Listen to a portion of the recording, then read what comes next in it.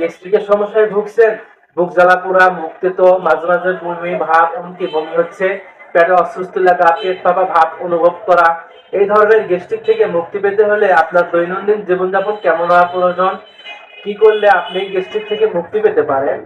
দেখা যায় দীর্ঘদিন থেকে আপনি গ্যাস্ট্রিকের জন্য ওষুধ খাচ্ছেন কিন্তু কোনো ফল পাচ্ছেন না, মাঝে মাঝে ভালো আবার মাঝে মাঝে খারাপ।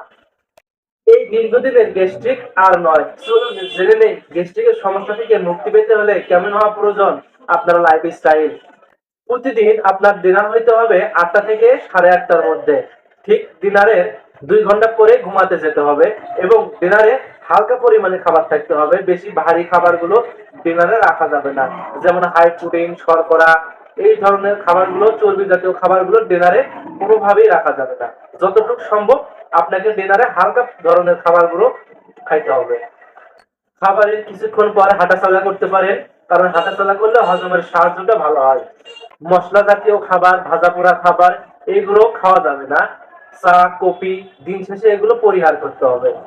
এই ছোট ছোট পরিবর্তন, ছোট ছোট নিয়মগুলো থেকে মিলবে পরিত্রাণ গ্যাস্ট্রিকের সমস্যা থেকে।